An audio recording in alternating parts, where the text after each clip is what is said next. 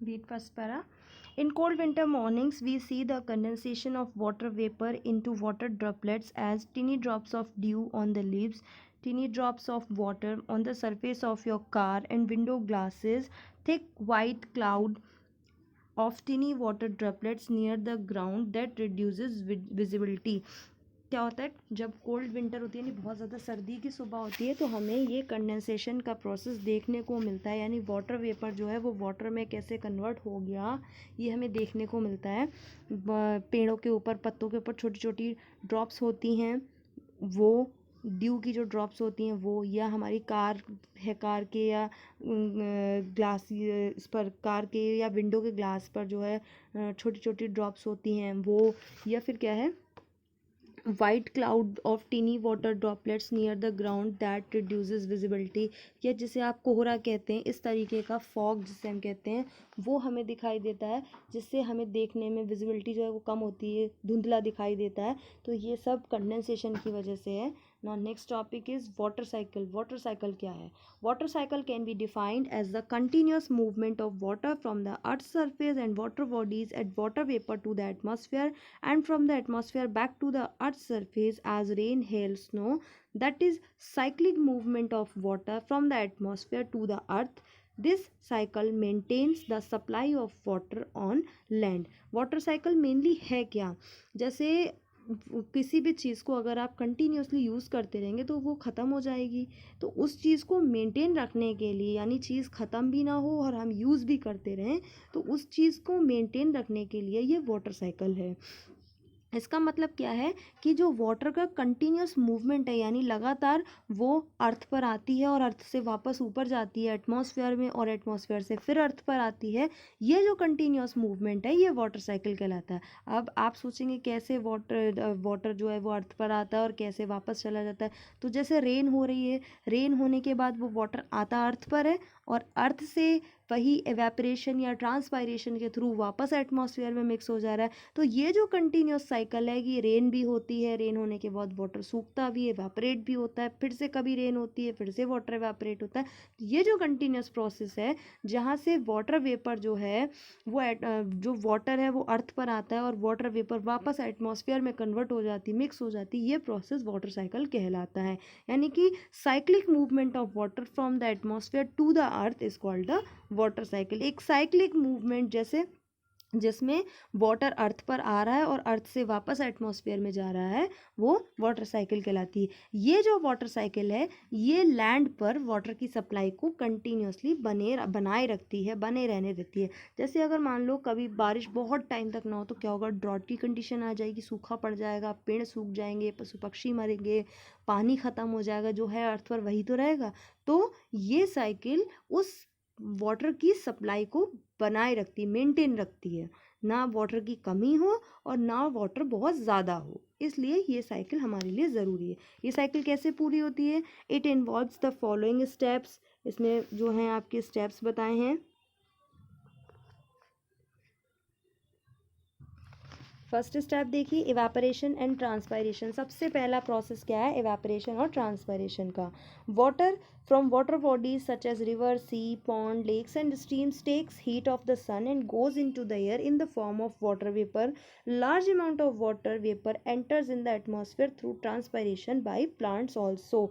जो भी water bodies हैं, जैसे सी है, ओशियन है, रिवर्स है, लेक्स है, पॉन्ड्स हैं, वेल्स हैं, इन सभी से क्या है, सन के थ्रू वाटर इवेपरेट होकर एटमॉस्फेयर में चला जाता है। इसके साथ साथ प्लांट्स के पास भी जो एक्स्ट्रा वाटर होता है, एक्सेसिव वाटर होता है, वो भी स्टोमेटा के थ्रू ट्रांसपायरेशन प्रोसेस से एटमॉस्फेयर में चला जाता है। तो इवेपरेशन और ट्रांसपायरेशन प्रोसेस से जो वाटर है वो सन के थ्रू जो है एटमॉस्फेयर में चला जाता है। सेकंड स्टेप क्या है? Formation of clouds bye condensation. Condensation के प्रोसेस से क्लाउड्स कैसे बनते हैं? क्लाउड्स बनेंगे तभी तो बारिश होगी, तो क्लाउड्स कैसे हैं? The process of condensation in nature plays an important role in the formation of clouds.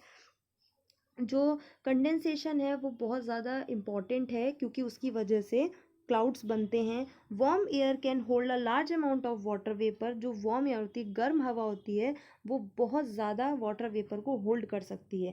As we go high up in the atmosphere the temperature decreases and it becomes cooler. जितना ज़्यादा आप ऊपर जाते जाओगे temperature कम होता जाएगा और सर्दी बढ़ती जाएगी, यानी ठंडक बढ़ती जाएगी। At a greater height, the air becomes so cold that the water vapor in it condenses to form tiny droplets of water. जब बहुत ज़्यादा ऊंचाई पर ये हवा पहुंच जाती है, ये वेपर पहुंच जाती है, तो क्या होता है, एयर कोल्ड होती जाती है, हवा ठंडी होती जाती है, तो ये वाटर वेपर कंडेंस्ड होकर वाटर ड्रॉपलेट्स में कन्वर्ट हो जाती है। जो कौन सी वाटर वेपर, जो इवेपोरेशन या ट्रांसपायरेशन के थ्रू सन ने एब्जॉर्व की है, जो एटमॉस्फेयर में मिक्स हुई है, वही वाटर वेपर बहुत ज़्यादा ऊपर जाकर कंडेंस्ड होकर यानी ठंडी होकर वाटर ड्रॉपलेट्स में कन्वर्ट होती है, यानी छोटी छोटी बूंद, पानी की बूंदों में कन्वर्ट हो जाती है। These water droplets floating in the air along with the dust particle form clouds. और यही वाटर ड्रॉपलेट्स जब हवा के साथ डस्ट पार्टिकल के साथ मिक्स होकर फ्लोट करती हैं तो बादल बनते हैं। Next is precipitation. Water droplets comes together to form large water droplets. जो वाटर ड्रॉपलेट्स हैं आपकी, वो एक साथ मिलकर और बड़ी बड़ी वाटर ड्रॉपलेट्स बनाती हैं। Some larger water droplets are so heavy that the air can not hold them. और क्या होता है, जब बड़ी बड़ी ड्रॉपलेट्स बनती हैं तो कोई बहुत सारी ड्रॉपलेट्स इतनी हैवी होती हैं कि उनको एयर होल्ड नहीं कर सकती, यानी हवा उनको पकड़े नहीं रह सकती और वही ज़मीन पे गिरती हैं। Therefore fall down as rain. और जो भारी ड्रॉपलेट्स होती हैं जिनको एयर नहीं पकड़ सकती, वही बूंदें बारिश की बूंदें बनकर नीचे गिरती हैं। However, if the temperature is very low, the water droplets freeze in the atmosphere and falls as hail or snow.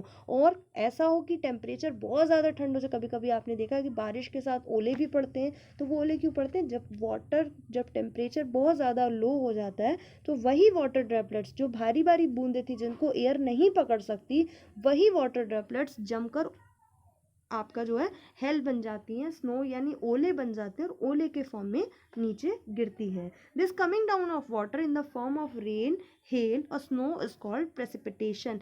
ये जो वाटर की फॉर्म है, जो या तो बारिश के रूप में ज़मीन पे गिरे या ओले के रूप में गिरे, ये प्रेसिपिटेशन कहलाता है। अब बैक टू द ओशन, अब बारिश तो हो गई, अब ये पानी वापस ओशियन कैसे जाना है, बैक टू द ओशियन। तो the water that falls on the land as rain flows in the form of river and stream. अब बारिश से जो पानी अर्थ की सरफेस पर गिरा है, वो नदियों में भी मिक्स होता है, स्ट्रीम्स में भी मिक्स होता है। Snow from the mountains melt into water which flows down from the mountains in the form of streams and reverse. और माउंटेन्स पर जो स्नो थी वो मेल्ट होकर पिघल कर वो भी वाटर की फॉर्म में स्ट्रीम्स और रिवर्स में मिक्स हो जाती है।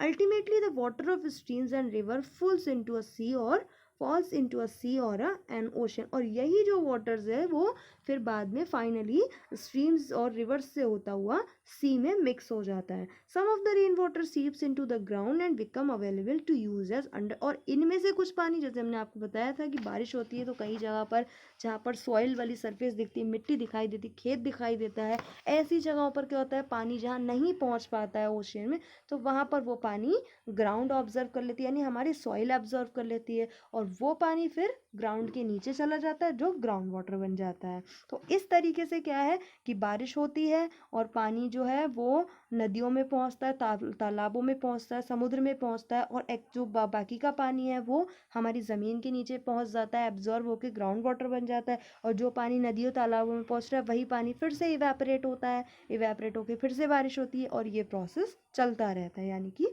वाटर साइकिल मेंटेन रहती है। Now importance of rainfall. बारिश क्यों होती है? Every place is in the world gets rain. World में यानी संसार में जितनी भी जगह है, सभी जगह बारिश होती है। However the time duration and the amount of rainfall varies from place to place. हालांकि बारिश का समय, बारिश कितनी ज़्यादा तेज़ी से होगी या कितनी कम होगी, ये चीज़ें जगह के अनुसार बदलती रहती हैं। जैसे हमारे भारत में क्या है, मिज़ोरम जो हमारे यहाँ जगह है, मिज़ोरम प्लेस है, वहाँ बहुत ज़्यादा बारिश होती है। इंडिया में मिज़ोरम में बहुत ज़्यादा बारिश होती है, लेकिन राजस्थान में बहुत कम, ना के बराबर बारिश होती है। तो ये प्लेस टू प्लेस वेरी करता है कि कहाँ ज़्यादा होनी है, कहाँ कम होनी है, कहाँ देर तक होनी है, कहाँ थोड़ी सी देर के लिए होनी है, ये प्लेस टू प्लेस वेरी करता है। In some parts of the world it rains throughout the year, while in other places it rains only for a few days. कुछ जगहों पर साल में एक ही बार बारिश होती है, पूरे साल में एक ही बार का मतलब बहुत कम बारिश होती है, और कुछ जगहों पर लगातार बारिश होती है, कुछ कुछ दिन बाद बारिश होने लगती है। In our country most of the rainfall occurs during the monsoon season. हमारे इंडिया में क्या है कि ज़्यादातर बारिश कौन से समय में होती है? मानसून सीजन में होती है। We eagerly wait for the arrival of rain because of the following reason. और हम सभी को बारिश का बहुत ही ज़्यादा इंतज़ार रहता है। क्यों? क्योंकि हमारे लिए रेन हेल्पफुल है। क्यों हेल्पफुल है? ये नीचे पॉइंट्स लिखे हैं। Rain brings relief by cooling the environment specially after hot summer days. बहुत गर्मियों के बाद रेन जो है वो ठंडक के दिन लेकर आती है, कूलिंग लेकर आती है, आराम लेकर आती है। Farmers in India depend on the arrival of monsoon for sowing their crops in the field. जो हमारे फार्मर्स हैं, किसान हैं, वो बारिश का इंतज़ार करते हैं ताकि वो क्रॉप्स की सोइंग, जो क्रॉप्स वो कर रहे हैं उनकी सोइंग कर सकें, यानी बीजों को बो सकें, तो इसलिए वो रेन का इंतज़ार करते हैं। Rain fills lakes, ponds and streams and raises the water table so it maintains the supply of water on land. Rain जो है वो तालाबों को, नदियों को, सभी को भरती है और उनमें वाटर का लेवल जो है वो रेज करती है, बढ़ाए रखती है। तो इससे भी वाटर सप्लाई जो है वो लैंड पर मेंटेन रहती है। Next, natural disaster due to unpredictable rain.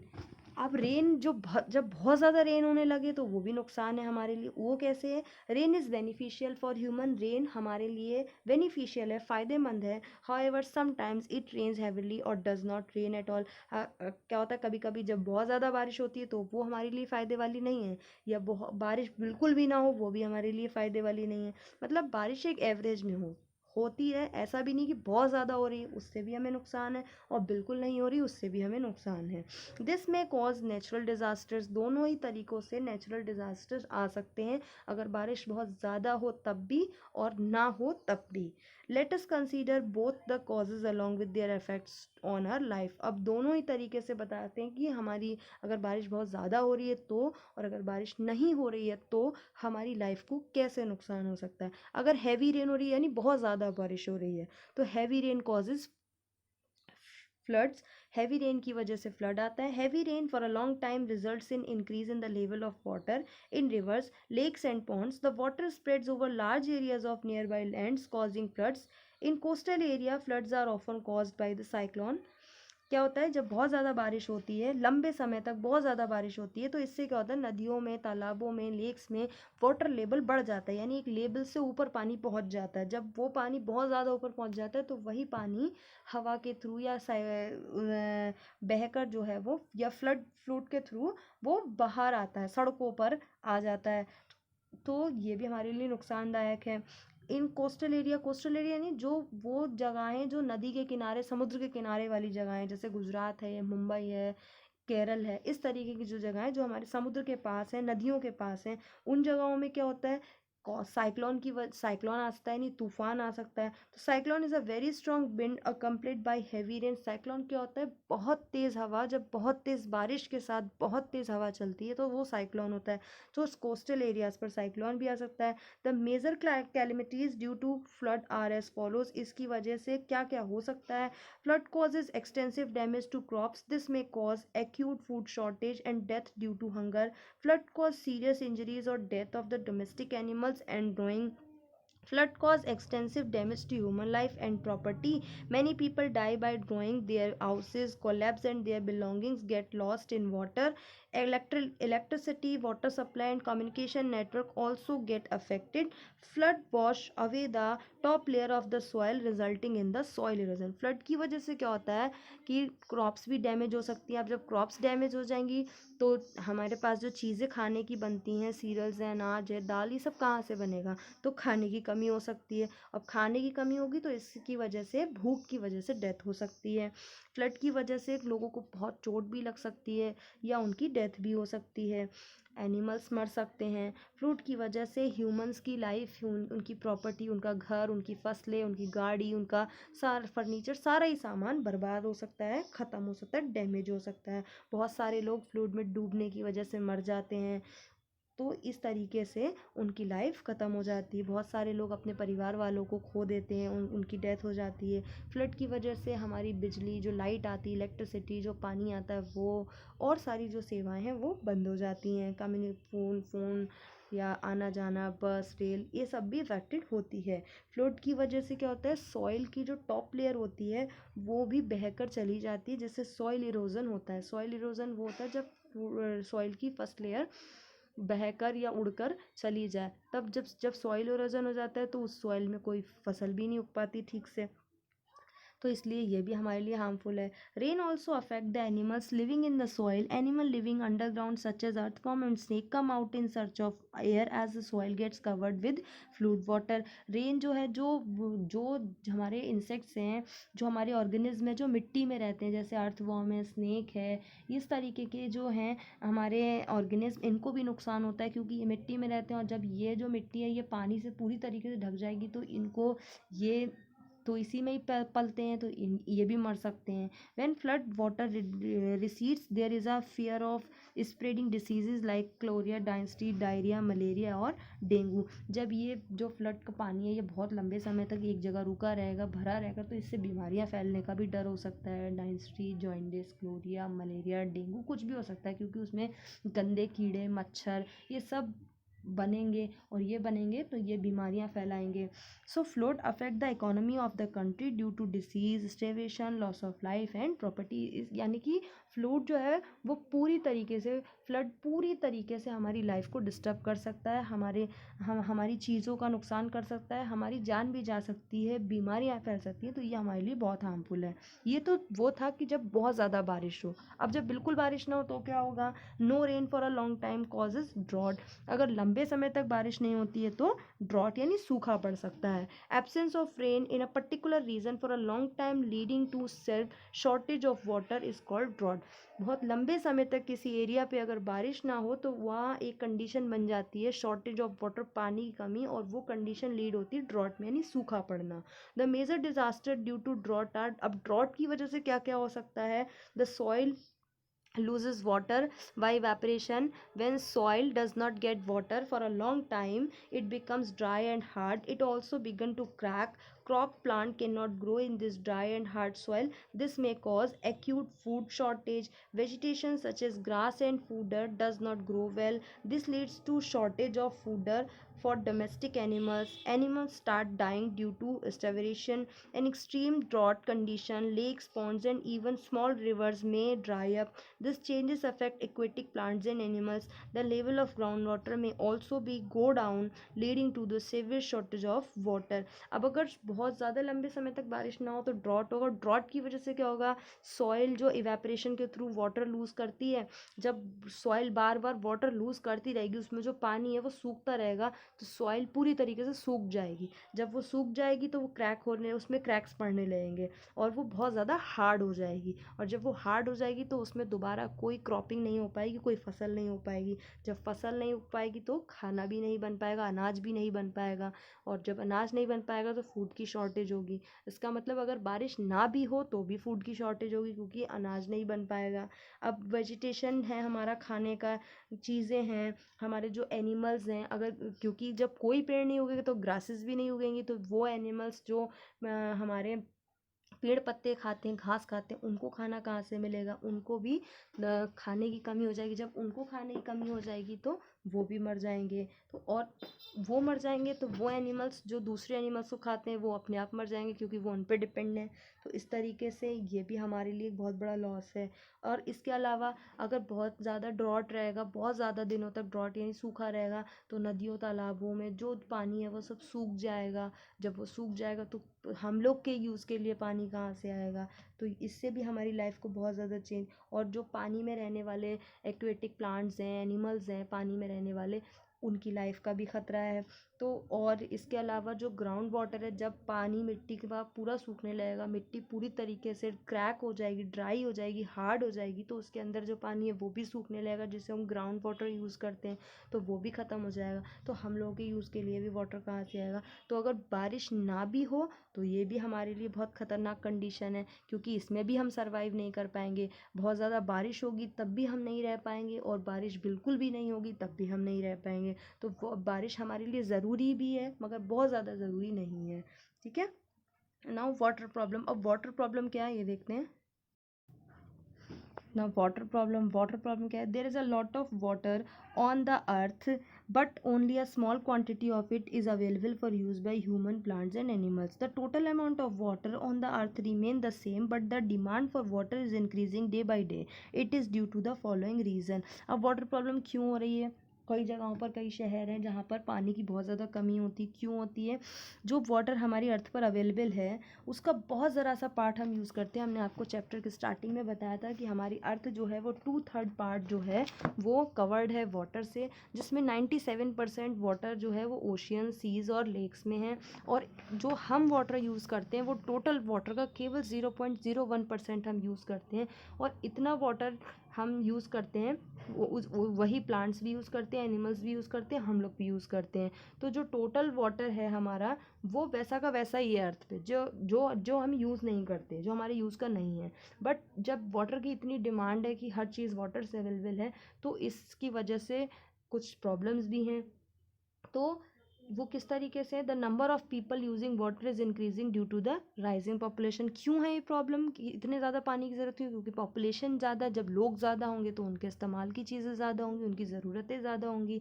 तो हमारी जो राइजिंग पॉपुलेशन है, यानी बढ़ती पॉपुलेशन है, उसकी वजह से भी वाटर ज़्यादा यूज़ होता है। मोर and more water is being used for producing food and goods in industries. Industries में फूड और गुड्स बनने के लिए भी बहुत ज़्यादा वाटर यूज़ होता है। These are the main factors that lead to the shortage of water supply in many towns and cities। और इसी वजह से, क्योंकि इतने सारे लोग हैं तो वो भी वाटर यूज़ करते हैं, फिर इंडस्ट्रियल में वाटर जाता है, एग्रीकल्चर में वाटर जाता है, और आप हमारे हम लोगों के घरों के यूज़ के, तो इतनी सारी ज़रूरतों की वजह से हमें वाटर की प्रॉब्लम होती है। तो इसी वजह से कुछ शहरों में वाटर की कमी है। As a result we see long queue of people waiting to collect the water. और रिज़ल्ट क्या हम देखते हैं कि बहुत सारे लोग लंबी लाइन बना के खड़े होते हैं, अपना इंतज़ार करते हैं कब उनकी बारी आएगी, वो वाटर कलेक्ट करेंगे, भरेंगे। It makes our life very difficult, hence it is very important that water is use carefully. इसकी वजह से हमारी लाइफ बहुत डिफ़िकल्ट बन रही। तो ये बहुत ज़्यादा ज़रूरी है कि हम वाटर को अच्छे से केयरफुली इस्तेमाल करें, अपनी ज़रूरत के अनुसार यूज़ करें, और बाकी का सेफ रखें। हमें वाटर सेफ रखना चाहिए, क्योंकि ये हमारी लाइफ है। अगर वाटर नहीं होगा तो हमारी लाइफ नहीं होगी। अब हम वाटर को कंजर्व कैसे कर सकते हैं? How to conserve water? Here are a few tips to save water. Water को सेव करने के लिए कुछ टिप्स हैं। Use a bucket and a mug instead of shower while taking bath. In this way almost 50% of the water can be saved. जब भी आप नहा रहे हैं तो शावर का इस्तेमाल करने की जगह एक बकेट का और एक मग का इस्तेमाल कीजिए, यानी बाल्टी में भर के पानी फिर नहाइए, शावर का इस्तेमाल मत कीजिए, क्योंकि शावर से बहुत ज़्यादा पानी गिरता है और इससे पानी वेस्ट होता है। अगर आप बकेट का यूज़ करेंगे तो वाटर सेव किया जा सकता है।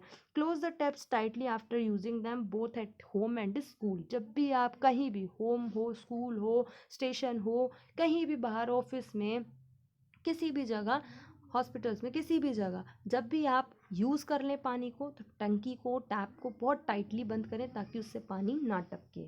Avoid cleaning utensils under running water. चलते पानी में बर्तनों को धोना बंद करें। कुछ लोगों को आपने देखा होगा कि टंकी चला देते हैं और बर्तन धोना शुरू कर देते हैं, पानी बहता रहता है। ये गलत तरीका है।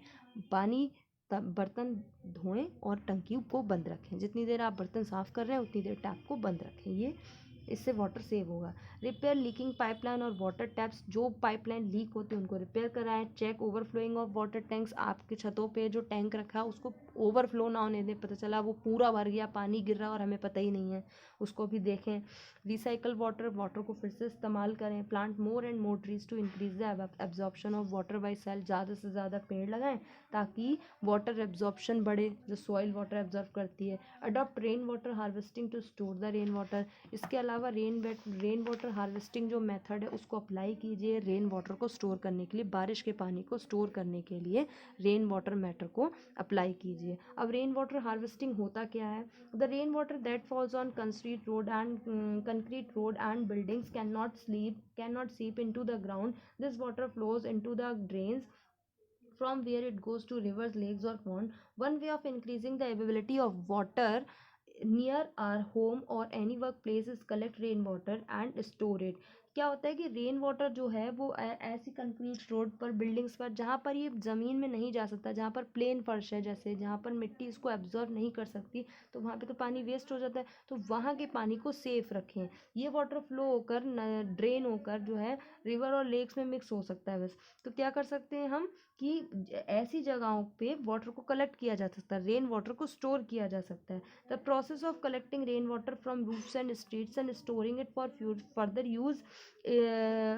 Further use is called rain water harvesting. वो प्रोसेस जब हम रेन वाटर को रूफ से या स्ट्रीट से, गलियों से, छतों से कलेक्ट करके फिर से यूज़ करते हैं, तो वो प्रोसेस क्या कहलाता है? रेन वाटर हार्वेस्टिंग कहलाता है। The basic idea behind rain water harvesting is catch water where it falls. इसके पीछे का क्या आइडिया है कि पानी पकड़ो जहाँ भी पानी जाए, यानी पानी को भरो, स्टोर करो जहाँ भी पानी गिरे। जैसे बारिश होती है, पहले लोग क्या करते थे, आज भी करते हैं लोग, यही रेन वाटर हार्वेस्टिंग है। बारिश होती है तो छतों पे लोग कुछ रख देते हैं कि इसमें पानी भर जाएगा, बड़े बड़े बकेट्स रख देते हैं कि इसमें पानी भर जाएगा, उसको फिर से यूज़ किया जाएगा। तो ये हमारा रेन वाटर हार्वेस्टिंग कहलाता है, यानी बारिश का पानी स्टोर करके उसको इस्तेमाल करना रेन वाटर हार्वेस्टिंग है। तो ये दो तरीके से हो सकता है, एक तो रूफ टॉप है रेन वाटर हार्वेस्टिंग है, एक road side rain water harvesting है। एक तो छतों पे स्टोर कर सकते हैं और एक रोड साइड जो होता है। अब पहले देखिए roof top rain water harvesting. In this system, the rainwater that falls on the rooftop of houses is brought down through water pipes and collected in big underground concrete storage tank. This water may contain oil, impurities and chemical. This water should be cleaned before use. For this purpose, layer of coarse sand, gravel and broken bricks are arranged in the storage tanks. The water when passes through these layers get cleaned.